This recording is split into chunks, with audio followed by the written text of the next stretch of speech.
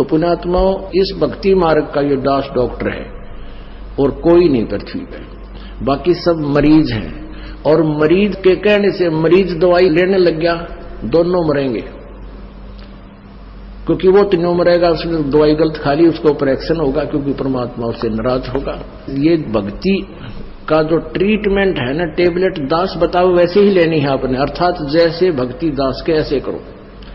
नाम उठत नाम बैठत नाम सोत जागवे, नाम खाते नाम पीते नाम सेती लागवे।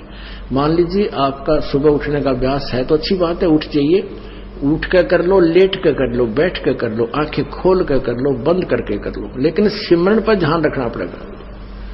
मैं क्या सिमरन कर रहा हूं, किस मंत्र का जाप कर रहा हूं, उस मंत्र पर सुरत निरत मन।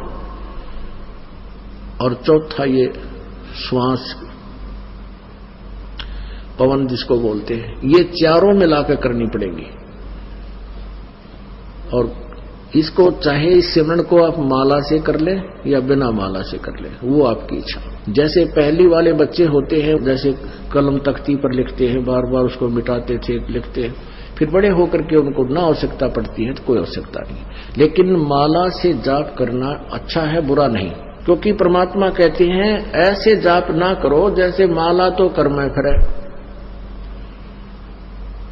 और जीव फिरे मुख माही, और मनवा तो 14 पर ये सुमरण नहीं। माला आपके हाथ में है, आप मणियां तो फेर रहे हो, मन का फेर रहे हो, और जीभ भी बोल रही है, मन उस पर लगा नहीं, तू बोल क्या रहा है, कहती ये सिमरण नहीं है। कर का मन का डार के मन का फेर, यानी केवल हाथ से मन का फेर रहा, इससे नहीं लाभ होगा। मन को इस श्वास के ऊपर लगा, यानी सांस का सिमरन करते हो तो आपको ये ज्ञान होना चाहिए मैं बोल के रहा हूं। जैसे सुमन करते हो, बाहर कौन सा मंत्र बोल रहे हैं, छोड़ रहा हूं, उसके ऊपर ध्यान हो, मैंने श्वास से क्या बोला। और जप्पा जाप है, ये बोल के नहीं करना, यानी इसको सुरत और शब्द अभ्यास कहते हैं। सुरत और शब्द, शब्द तो ये मंत्र है, ये जैसे बाहर छोड़ा उस शब्द पर ध्यान लगावे, तो सुरत शब्द ये अभ्यास करे। सिमरन जब करे तो आपका नाम के ऊपर ध्यान हो, चित्त हो, तो वो सिमरन सही है। अंदर कौन सा लिया, क्या बोला, तो ये तो सिमरन है सही। और वैसे आप श्वास चल रहा है, आप ध्यान कहीं घूम रहे हो, कहीं जा रहा तो वो नहीं। जैसे आप प्रथम मंत्र जाप करते हो, उसमें भी मैं क्या बोल रहा हूं, पहला मंत्र क्या बोला जा रहा है, दूसरा भी, तीसरा भी, उसके ऊपर ध्यान रहे मैं क्या बोल रहा हूं। और रह रहकर ये भी कभी कभी याद आ जाए कि आपको ये पता हो कि ये प्रथम मंत्र किसका है, दूसरा किसका, तीसरा, चौथा, पांचवा, ये किस किस देव शक्तियों के हैं, ये भी आपको ध्यान में रह रहकर एक आधी बार आ जाना चाहिए। अन्यथा जैसे बोल रहे हैं उस मंत्र पर अवश्य ध्यान रहे मैं बोल क्या रहा हूं। प्रथम मंत्र उच्चारण करके भी कर सकते हो, लेकिन ध्यान अवश्य रहे, मन मन में भी कर सकते हो। और जो दूसरा मंत्र सतनाम है, इसको केवल श्वास से किया जाता है, उस पर भी ध्यान रहे मैं बाहर क्या छोड़ रहा हूं, अंदर कौन सा ले रहा हूं। 2 अक्षर का होता है ये सतनाम, 1 अक्षर बाहर छोड़ना होता है, 1 अंदर लेना होता है। तो मैं क्या बाहर छोड़ रहा हूं, क्या अंदर ले रहा हूं, कौन सा मंत्र मैंने जाप किया है, उस पर चित्त रहे, वो शब्द रहे, सुरत शब्द, उस शब्द पर या सुरत रहे, ये ध्यान रहे, इसको सुरत शब्द अभ्यास कहते हैं। ये दूसरे नकली पंथाड़े कहते हैं सुरत और शब्द का ध्यान करें, 2.5 घंटे सुबह, 2.5 घंटे सामने बैठ जाए, को लूसा गाड़ गए, और फिर कहते अंदर शब्द सुनना है, ये सुरत शब्द अभ्यास है। अरे झूठा ज्ञान ध्यान कहाँ ला रहे, तेरा ज्ञान ही व्यर्थ है, तुम ढूंढ कहाँ रहे हो, ये बाद में जा चतुराई। इस नाम के सिमरण से आपके अंदर वो धुन प्रकट होएगी, और जो वास्तविक धुन, ये तो काल की धुन है जो शरीर में तुम सुनोगे, इससे बाहर सचखंड के अंदर जो सुरत है वह शरीर से बाहर निकलकर आत्मा फिर सुनेगी।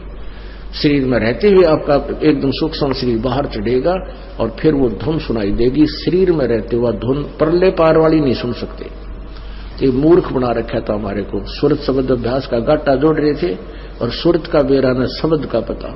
शब्द क्या, शब्द यानी मंत्र, अक्षर, जिसका हम जाप कर रहे हैं उसको शब्द बोलते, और सुरत उसको पर ध्यान रहे, ये सुरत शब्द अभ्यास है। कबीर कलयुग आए कह किए बहुत जो मीत, जिन बांधा एक से ते सुख सोव न चीत। कबीर गुरु मर्याद न भक्तिपन, नहीं पिया का अधिकार, कह कबीर व्यभिचारिणी का कहीं नहीं सत्कार।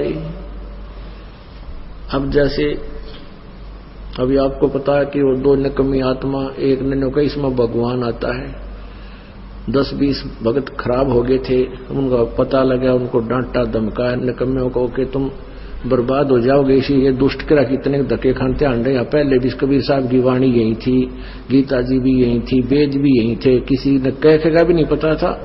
इस दास से थोड़ा बहुत ज्ञान सुनकर पंसारी बनना चाहते हैं, हमने तो बड़े बड़े ढाणे हैं, ये दो कुतरू फेर पैदा होते हैं।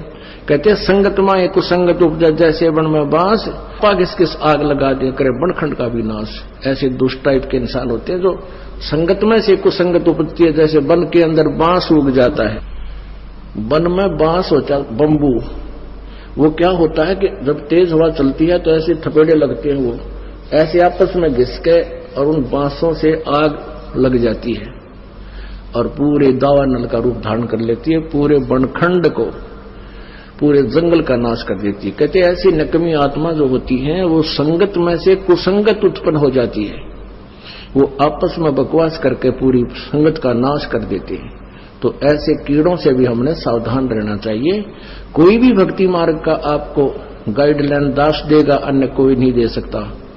आप जी ये भी नहीं कह सकते, किसी कोई पूछता आपसे कि सुवर्ण कैसे करूं मैं दूसरे मंत्र का, सतनाम का, सारनाम का तो आपने जिक्र करना ही नहीं है किसी के सामने। आप नहीं बता सकते उसको कि ये मंत्र बाहर छोड़िए अंदर ले, नहीं तो आप उसके गुरु हो जाओगे, आपका नाम खंड हो जाएगा।